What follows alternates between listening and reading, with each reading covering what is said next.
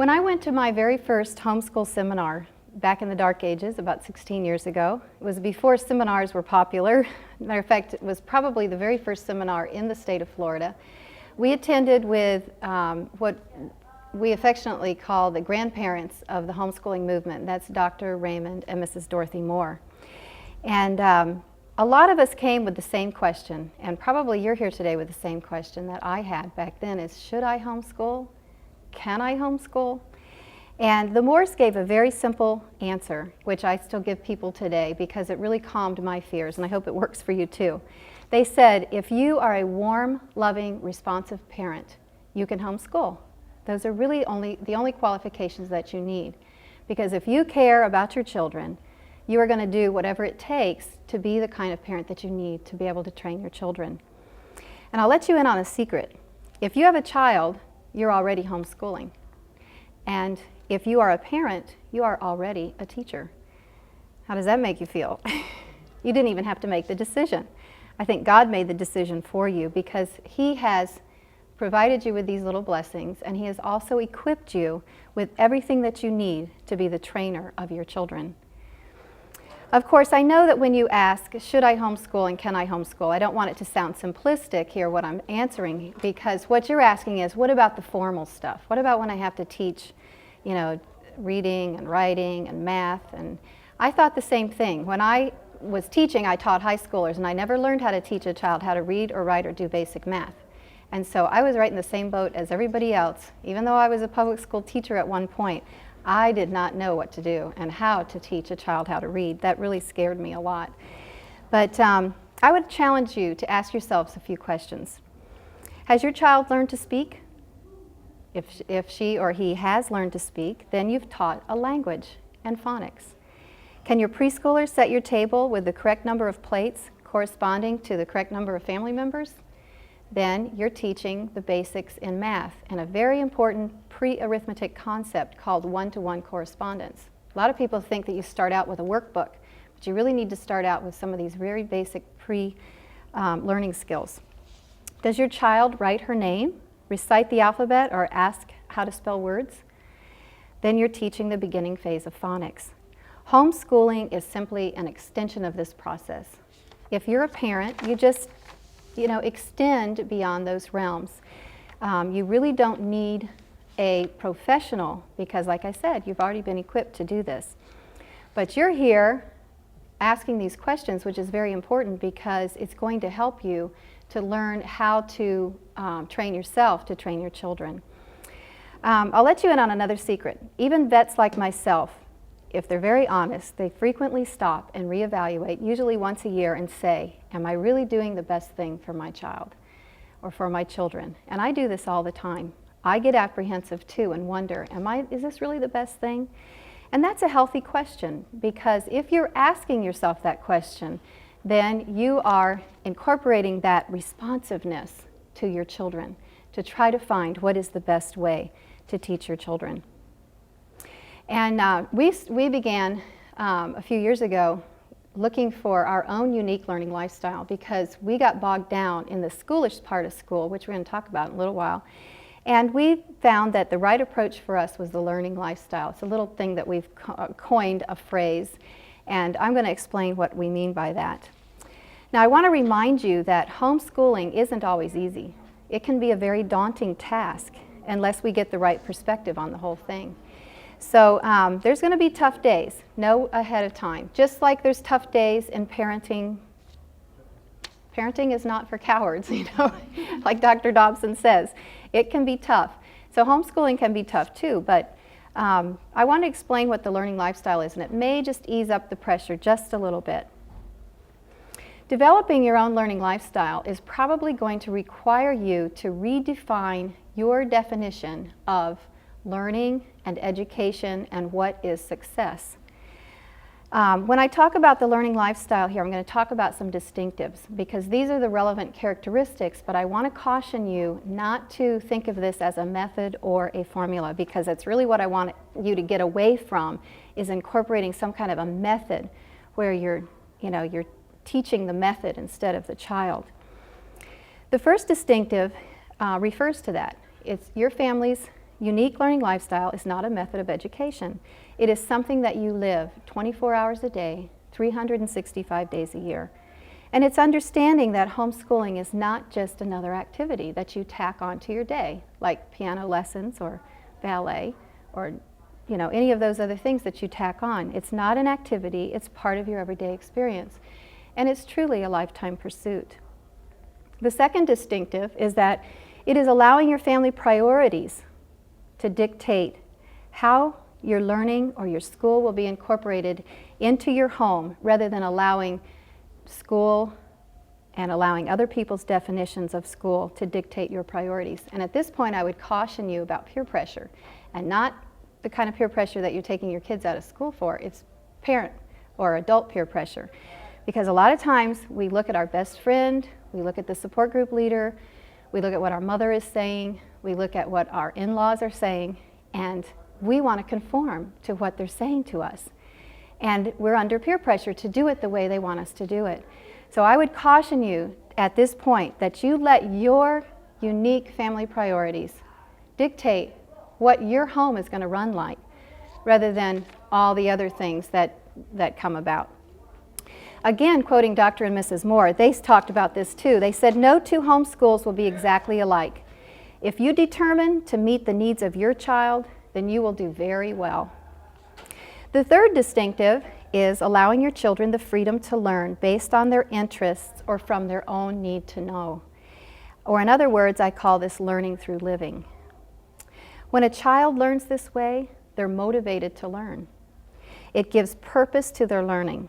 And whether we're talking about reading or math or horses or baseball or frogs or butterflies, it doesn't matter. Those units of study that they concentrate on, because they're interested in learning about it, they'll be motivated to learn about it. And the tools that you give them to learn will be applied, and they will just voraciously eat up that topic. Now, for those of you who don't know what a unit study is, or a unit study method, the unit study is when a topic incorporates all the subjects or all the disciplines like math and reading and social studies and science, language skills, those kind of things are all incorporated under one topic of study. And there's two different kinds of units, the way I look at it, break it down. One is parent-directed, and for instance, in our family right now, I'm teaching the Civil War to the children. And because of the fact that I'm pregnant right now and my energy level is low, we're really mainly reading biographies. We're not doing a lot of activities. There's times when my energy level is higher and we do tons of activities when we do a unit.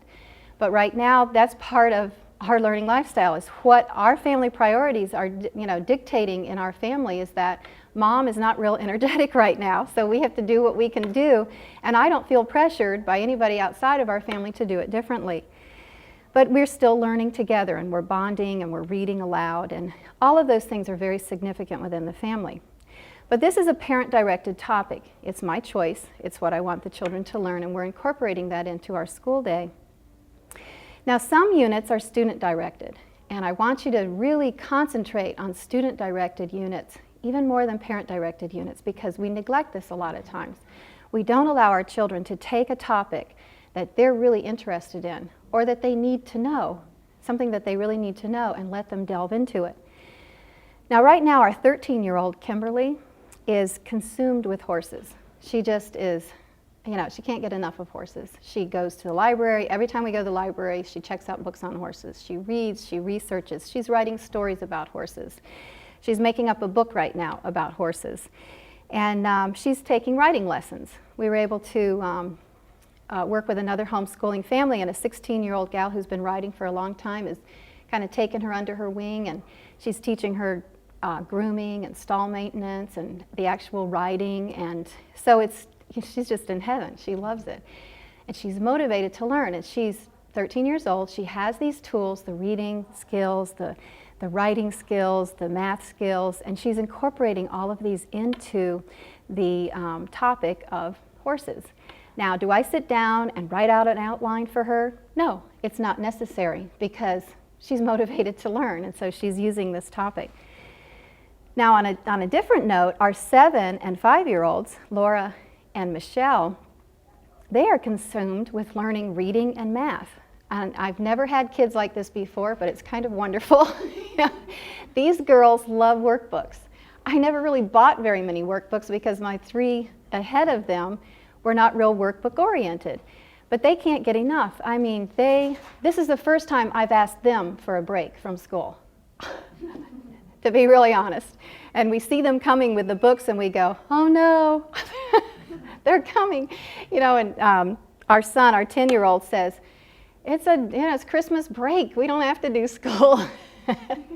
But they just love it. So they're consumed right now with learning their phonics and their math.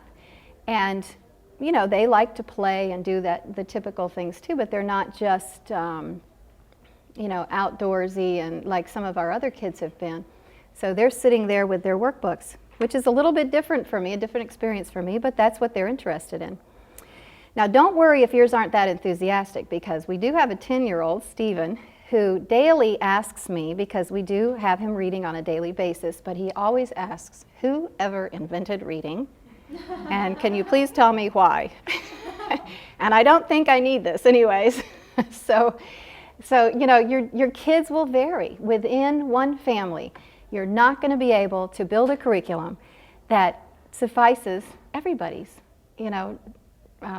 own uniqueness, because even though each family is unique, every child within that family is unique, and you need to find each of their needs. His interests are still in the wonder and the awe of nature. He loves fishing. He loves being out in the woods next to our house. He likes animals. He just is really into that. And we have a good friend, Monty Swan, from Colorado, and he is a geologist, and he's also an author and a singer-songwriter. He's multi-talented. But they're writing a new book called Romancing Your Child's Heart, and I've been reviewing the book, and I found a really wonderful quote in the science section. He said, "Children are born naturalists. You don't have to teach children to be this way. The sense of wonder is at the heart of science. To protect and cultivate their sense of wonder is one of the highest privileges and important responsibilities we have as parents." So while Stephen's learning his 3 R's, he's very busy with his science on his own. So you see, you find a lesson in all of these things. Now our 18-and-a-half-year-old Tim, he started a self-directed unit on wilderness survival skills when he was about 15 years old. And this actually, it's a wonderful story. We don't have time to go into the whole thing, but it actually led to him finding his life's work. And when he first said he wanted to study wilderness survival skills, I was like, what is that ever going to do for you in the long run? Are you going to be a missionary somewhere where you're going to need these things or what? But he actually found his life's work, and he is working in the fire rescue business now and helping others survive extreme circumstances. And so as a matter of fact, he just graduated last night. We just went to his graduation ceremony from the Fire Academy, and he's presently in college taking his EMT course. Now, a unit can be as brief as observing a butterfly, or mixing and making a mud pie, or making a real pie with your daughter or son, to the longer process of learning how to read or write, or to teach themselves a skill. That wilderness survival skills unit went on for 2 or 3 years.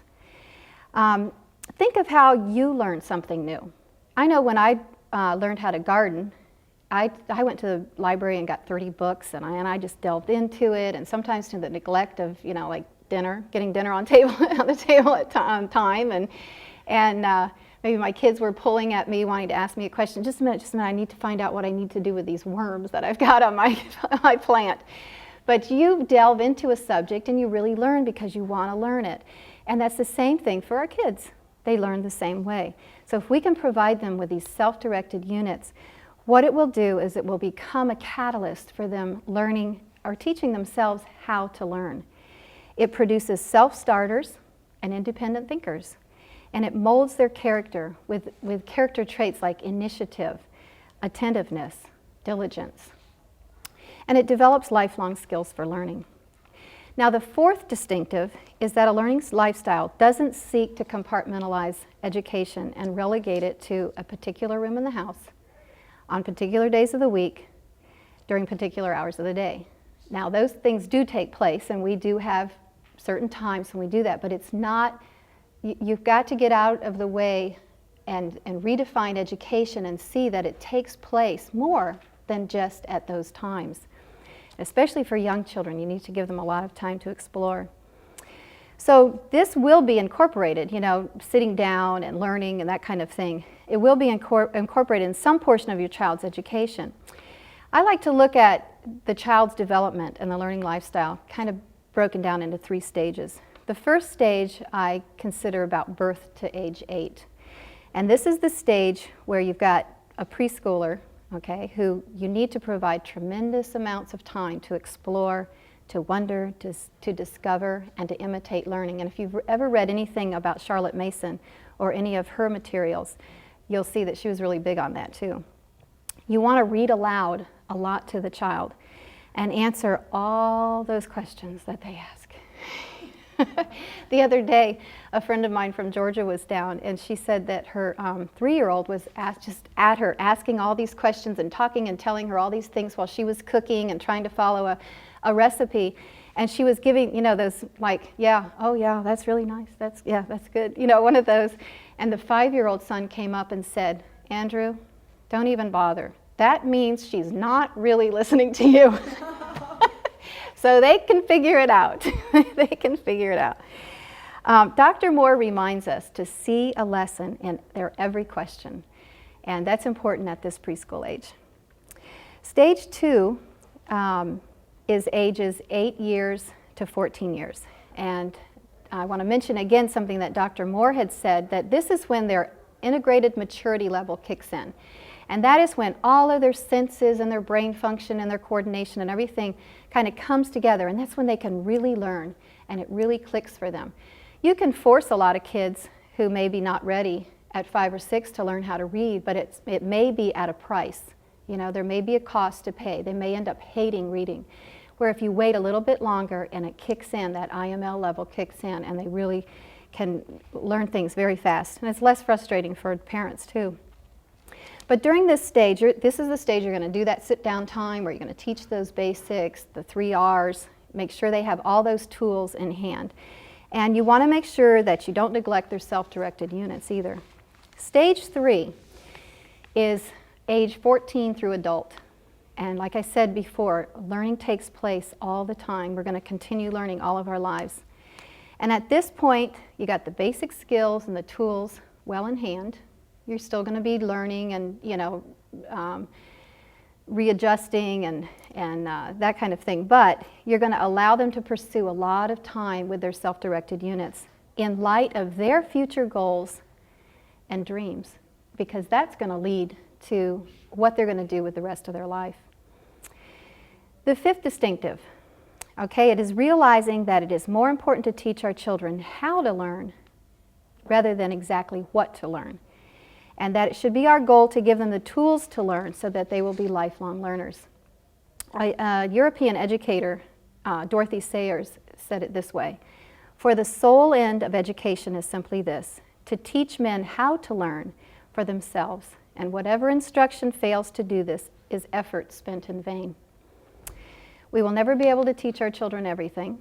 We might as well not even try. I used to think I wanted to prepare our oldest son for all the options. And I realized that that was a futile attempt. Marilyn Halshell said in her book, Wisdom's Way of Learning, "The homeschooler's greatest stumbling block may be found in the false belief that we must cover every year a certain amount of subject material. Until we come to grips with the deception that content equals education, we will never be set free to explore a better way." And what is a better way? Learning how to learn and how to think, which is the process, rather than what to learn and what to think, which is simply the product. Education lies in the quality of the process the student experiences. Okay, the 6th distinctive. Developing a learning lifestyle will require you, the parents, to model learning. Yep, you're going to have to work at that one. Because I know when we've taught about attentiveness and patience, boy, do you ever get tried. It just happens that way. I think God provides those little object lessons for us so that we can prove that we're human too to our children. But if you model a passion for learning, then they will see it as positive. They'll see learning as a positive experience, something that they can relish rather than something that they'll dread. Provide a book-rich environment. And you don't have to be rich in order to do it. I mean, you can go to library sales and you can go to thrift stores and flea markets. I've found books all over the place. People have given me boxes and boxes of books. And that's always very good to have a library right on hand. Read aloud often. And we have children from 18 and a half down to 5 years old and a new one on the way. And my husband Jack still reads aloud at night to us, to all of us. And they all enjoy it. It's something that we do as a family and really enjoy together. And let them observe you reading for pleasure to yourself. And I don't just mean the comics and the newspaper. You know, get a novel or a, whatever kind of book interests you, and let them see you enjoying reading, because that will be passed on to them. And don't ever neglect pursuing your own interests. Now, I used to think that that was the sacrifice that I had to make. That someday I'll get around to doing what I want to do with my life. But I found that really that was a negligence on my part, because I was keeping from my children the part of me that was most like them, the part that wanted to learn and to grow and experience new things, and to discover. First of all, pursuing your interests will model a passion for learning. And second of all, who wants to wait until the kids are grown up in order to do that? And our 18-and-a-half-year-old Tim, he told me as soon as he found out that I was pregnant, when we told him, he said, do you know you'll be 59 when you finish homeschooling this child? I went, thank you, dear, for telling me that. I'm sure you paid attention when I taught you basic addition. And in spite of us and our paltry attempts to provide all those little accessories, the chalkboard and just the right desk and all the right manipulatives and the right curriculum, they're going to learn in spite of us. It's just going to happen. They are just little learning machines, so you don't have to be worried. The last distinctive, the seventh distinctive, and paramount in any home education program is not to lose the heart of the child. And that's the most important to me. There's a myriad of methods and curriculum out there, and if we're not careful, we lose the heart of the child. Dr. Ruth Beechick says, remember, you are teaching a child, not a curriculum. I'd like to do this little dramatic illustration now, and I have a friend from the audience, Sarita, who's going to come up and help me. And she's a lovely child. She's not my child, but we're going to pretend like she is. And first of all, Sarita has a lovely heart. Okay, you can just come over here just a tad, okay? And we want to always be able to see Sarita's lovely heart. Now, when we talk about homeschooling and developing the perfect homeschool, and which is what we've been talking about, how do we do that? Sometimes we get caught up and we get a little bit taken away, because we start out by saying, I want my child to have a beautiful inner character, godly character. So first of all, we're going to teach the Word of God. And I want to make sure that I have all my philosophies right. So I'm going to read all of them. I'm going to read Dr. Moore. I'm going to read Susan Schaefer Macaulay, Dr. Ruth Beechick, and Charlotte Mason. I want to make sure that I get them all in there. And then I've heard that teaching math with the basics is using manipulatives, and that's very important. So we're going to start teaching the 3 R's, and we want to make sure we use our math manipulatives. And also reading and math, we want to make sure that we don't bog them down with a lot of workbook stuff, because we've heard that's real good. So we're going to do lots of games and have lots of fun. Stick that there. How you doing? But just in case we've got some holes, we want to fill those gaps, those notorious gaps. I'm going to get some workbooks just to make sure. And we're going to have her do just maybe 2 or 3 pages a day, okay? And we want to make sure that we don't miss out on any of our language skills, okay? So we've got our language book here. And we want to make sure that we have our thesaurus because of our vocabulary. And we want to make sure that we get our basal readers in. I mean, library books can't do it all, so we got to get those in. And you know, I think I heard something about teaching unit studies. So I'm going to use Konos, which is a very popular unit study program. And you know, we don't want to neglect music. We got to put in music here. You doing all right? And I want my daughter to learn how to sew. So we've got some home ec here. And you know, we're going to throw in a little bit of fun, and we want to do some drama and some dramatic things. This is from our medieval feast night. So we want to make sure that we have her dramatizing things. Okay? She's the princess, I guess.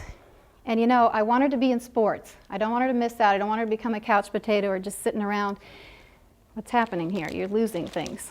Okay?